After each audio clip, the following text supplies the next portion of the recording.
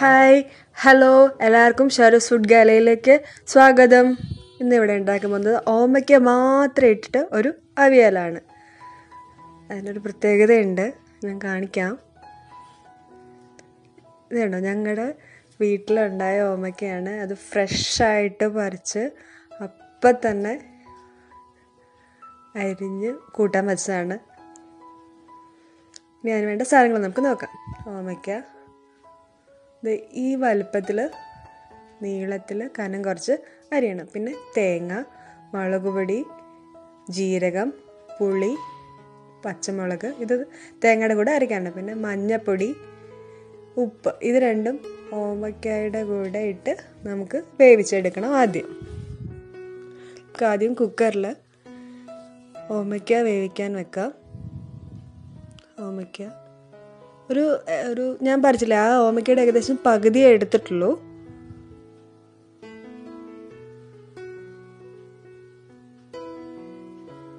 മഞ്ഞൾപ്പൊടി ഒരു 1/4 ടീസ്പൂൺ,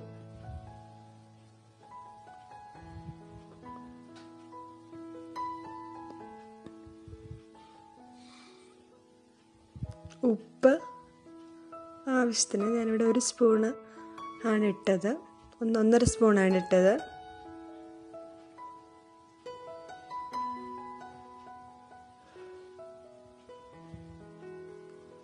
ഒരു ഗ്ലാസ് വെള്ളം കൂടെ ഒഴിക്കാം.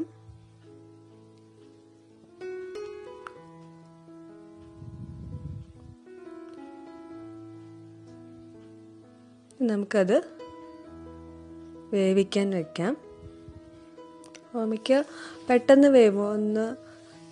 2-3 വിസിൽ, അതിൽ കൂടുതൽ എന്തായാലും വേണ്ട. നമുക്ക് ആ സമയം കൊണ്ട് തേങ്ങ അരച്ചെടുക്കാം.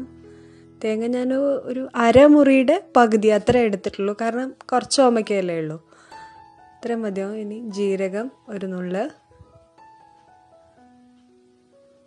പുളി,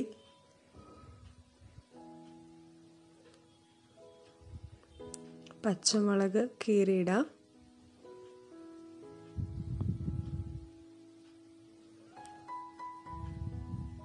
ഒരു നുള്ളു ജീരകം, പിന്നെ മുളക് പൊടി ഞാൻ ഏകദേശം ഒരു 1.5 സ്പൂണോളം എടുത്തിട്ടുണ്ട്. നമുക്കത് അരച്ചെടുക്കാം. അവിയൽ സാധാരണ അരയ്ക്കുന്ന പോലെ തന്നെ, നമ്മൾ അവിയൽ ഭയങ്കരമായിട്ട് അരയ്ക്കില്ലല്ലോ. ഈ ഒരു അളവിൽ നമുക്ക് അരച്ചെടുക്കാം.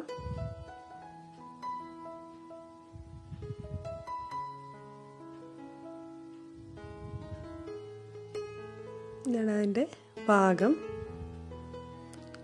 നമ്മുടെ ഓമയ്ക്ക വെന്തിട്ടുണ്ട്. നമുക്കതിന് നന്നായിട്ട് തിളച്ച ശേഷമാണ് തേങ്ങ ചേർക്കേണ്ടത്. തിളച്ച് നമുക്കിനി തേങ്ങ ചേർക്കാം.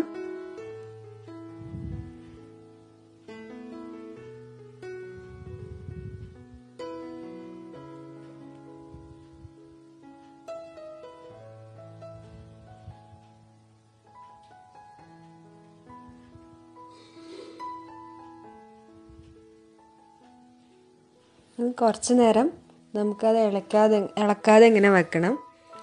ഇപ്പം ഞാൻ ഇവിടെ വെളിച്ചെണ്ണയും കറിവേപ്പിലയൊക്കെ നിങ്ങൾക്ക് ഇഷ്ടമാണെങ്കിൽ ചേർക്കാം. ഞാനിവിടെ അത് ചേർത്തിട്ടില്ല. അതിൻ്റെ സ്വാദ് ഇഷ്ടമുള്ളവർക്ക്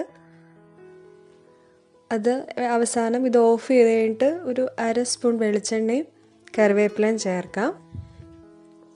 ഇനിയിപ്പോൾ ഒരു കഷ്ണം കിട്ടിയില്ലെങ്കിൽ നിങ്ങൾക്ക് പെട്ടെന്നൊരു അവിയൽ ഉണ്ടാക്കാൻ പറ്റില്ലേ. ഇനി നമുക്കിത് നന്നായിട്ട് ഇളക്കി കൊടുക്കാം.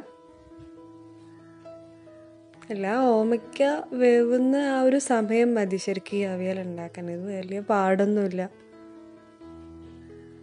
പിന്നെ ഓമയ്ക്ക നല്ല ഗുണമുള്ള സാധനമാണല്ലോ, എല്ലാവർക്കും അറിയാമല്ലോ.